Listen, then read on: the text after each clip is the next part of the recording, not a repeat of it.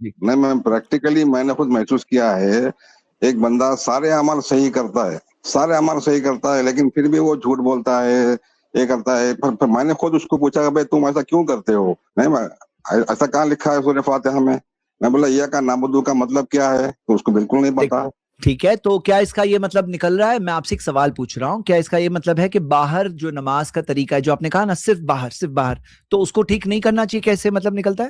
نہیں وہ تو ٹھیک کرنا چاہیے، وہ تو ٹھیک کرنا ہے، لیکن ہمارا زور زیادہ اسی پر ہوتا ہے. میں تو ابھی ایک کس سال نے سے کہا میں اسٹریم دیکھ رہا ہوں، نماز کا؟ اس میں بھائی صرف اتباع ظاہری پہ اعمال زور کا کیوں ہی دے ذکر رہے ہوتا ہے، ہیں؟ باقی اعمال کا ذکر ہی نہیں ہوتا ہے. کیا کہہ رہے ہیں بھائی صاحب، اتباع پہ کیوں نہیں زور دیں گے بھائی؟ اللہ یہ صلو کما رأیتمونی اصلی، نماز ویسے پڑھو جیسے میں پڑھتا ہوں. تو یہ بہت اہم چیز ہے کہ اللہ کے نبی صلی اللہ علیہ وسلم کی طرح سے نماز پڑھنا. خشوع خضوع کا یہ مطلب تھوڑی ہے کہ اپنی طرف سے جو چاہیں آپ کریں، آپ کی نیت صحیح ہے، اخلاص ہے تو جو چاہے کریں. نہیں بھائی، عمل کی قبولیت کے لیے دو چیزیں ضروری ہیں، اخلاص بھی ضروری ہے اور اتباع شریعت بھی بہت ضروری ہے. ایک اہم چیز اس میں ہے، دیکھیے جو اخلاص ہے، اخلاص جو ہے اس کا تعلق دل کے عمل سے ہے، اخلاص کا تعلق.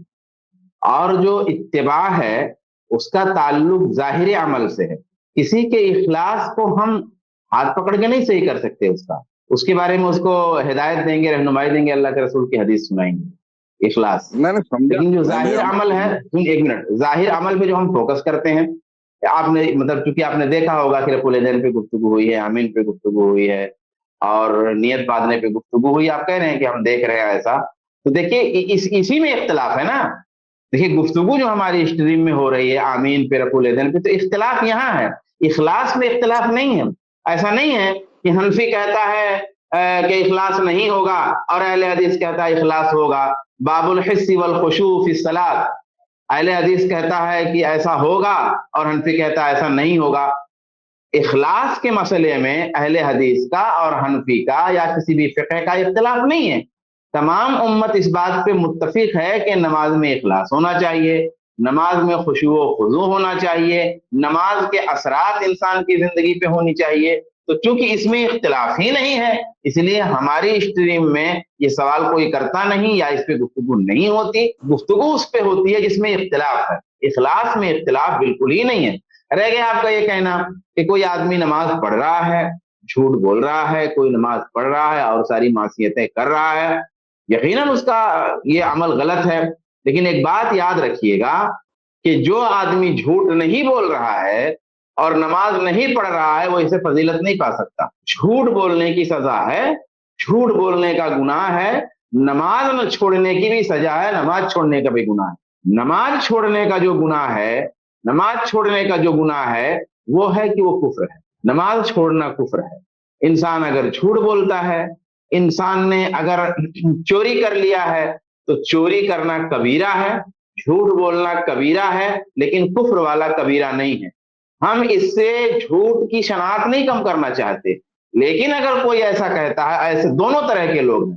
ایک تو وہ ہے جو آپ نے بتایا وہ بھی غلط کہہ رہا ہے، اور ایک وہ لوگ بھی ہیں جو یہ کہتے ہیں کہ ارے فلاں نماز ہی پڑھتے ہیں تو کیا، پڑھتے ہیں نماز اور کرتے ہیں فلانا، ہم نماز نہیں پڑھتے ہیں لیکن پھر بھی ان سے اچھے ہیں، ہم ایسا نہیں کرتے. تو یہ بھی غلط ہے. اور جو آپ سے جس کی ملاقات ہوئی اور جس نے کہا کہ ایسا ایسا نماز میں کدھر ہے، تو وہ بھی غلط ہے. دونوں باتیں غلط ہیں، دونوں چیزیں صحیح ہیں. اس کی نماز میں ضرور کوتاہی ہے کہ اس کا اثر اس کی زندگی پہ نہیں ہو رہا ہے. نماز اگر خالص ہوتی اور نماز سنت کے مکمل مطابق ہوتی تو اس کا اثر ضرور زندگی پہ پڑتا کم جائے. نہیں میں یہ نہیں کہہ رہا ہوں، میں ایک مثال میں دیتا ہوں. میں یا کا نعبدو اگر ایک بندہ کر رہا ہے تو وہ اپنی بندگی کا اقرار کر رہا ہے اور عزم بھی کر رہا ہے، ٹھیک. لیکن پھر بھی وہ نماز میں جا کے بندگی کا اقرار بھی کر رہا ہے، عزم بھی کر رہا ہے، لیکن وہ اس کو معلوم ہی نہیں ہے کہ بھئی وہ نماز میں کھڑا ہو کے ہاتھ باندھ کے اللہ سے وہ جھوٹ بول رہا ہے. وہ اس کو معلوم ہی نہیں ہے اس کو یا کا نعبدو کا مطلب کیا ہے. حالانکہ 3 آیت ہمارے پاس، صرف 3 جملے ہیں اپنے سورہ فاتحہ میں جملے کہہ رہا ہوں، آیات نہیں کہہ رہا ہوں. 3 جملوں کو ہم کیا ان کو صحیح سے سمجھا نہیں سکتے؟ کیونکہ جی ہمارے پاس دیکھیے جہاں تک ہمارا سوال ہے، ہمارا ایک پروگرام بھی ہے صلاح ورکشاپ، اس میں ہر آیت کا ترجمہ بھی بتایا گیا ہے، اور ایسے دوسرے پروگرامز بھی ہمارے پاس جس میں خاص معنی بتائی جاتی ہے, عربک زبان سے ہم کنیکٹ کرنے کی کوشش کرتے ہیں. الحمدللہ پلس مدرسہ بھی ہے جس کے اندر الحمدللہ عربک زبان سے کنیکشن جوڑنے کی الحمدللہ کوشش کر رہے ہیں تاکہ جو اسٹوڈنٹس جلد سے جلد عربک لینگویج سے کمفرٹیبل ہو جائے, سمجھیں. تو وہ سب ہم اتفاق ہے, ہمارا کوئی اختلاف نہیں ہے. ہاں, تو آپ جا کے دیکھیے. لیکن اگر آپ یہ کہتے کہ بھئی یہ باہری والی چیزیں صرف ہے, کوئی غیر ضروری وہ صرف ہے, تو نہیں, وہ صرف نہیں ہے, وہ بہت ضروری ہے. کیوں؟ جب باہر آدمی مانتا ہے باہر کی چیزیں, اس میں فرما برداری کرتا ہے, تو اندر کے دل کو بھی اللہ کے سامنے جھکانے کے لیے تیار ہوتا ہے. ہاں, کوئی اگر کہے کہ بھئی یہ نماز میں آپ لوگ کیوں ابھی سجدے میں گر رہے ہو, کیوں صرف, نہیں, وہ سجدے میں جب ہم جھکتے ہیں اس سے دل بھی اللہ کے سامنے جھکنے تیار ہوتا ہے. ہاں, تو جب ایسے سارے اختلافی مسائل میں بھی جب ایک شخص اپنے آپ کو اتباع و پیروی کے جذبے سے نبی صلی اللہ علیہ وسلم کی بات آنے کے بعد کسی اور کی بات کو نبی کی بات سے اوپر نہیں رکھتا ہے, تو وہ سرنڈر ہونے تیار ہوتا ہے. ہاں سید اطہر بھائی پلیز صحیح بات سمجھنے کی کوشش میرا کریے ایک گا. مشورہ ہے ذرا پلیز اس کی آپ توجہ, ایک اسٹریم اس کے بارے میں آپ بنائیے, کیونکہ اہل حدیث کو لوگ بہت سن رہے ہیں اور اس پر عمل کر رہے ہیں. صرف مسئلہ کہاں آ رہا ہے بولے تو یہ سورہ فاتحہ سمجھنے میں مسئلہ آ رہا ہے. باقی کے بہت سے لوگوں نے بہت سے تمہارے وہ کہانی شریف وغیرہ سب پر عمل کر رہا ہے, لیکن وہ سورہ فاتحہ نہیں سمجھنے کی وجہ سے دقت آ رہی ہے. یہ میرا تحقیق ہے, میری تحقیق ہے. ایک عام چلیے فقہ الصلاۃ پر بھی ایک آدھ ویڈیو کم سے کم ہم لوگ ڈال دیں گے فقہ الصلاۃ پر, یا کچھ ایک آدھ حصہ اسٹریم کا آدھا گھنٹہ فقہ الصلاۃ پہ ڈال دیں گے انشاءاللہ. اوکے, آسن.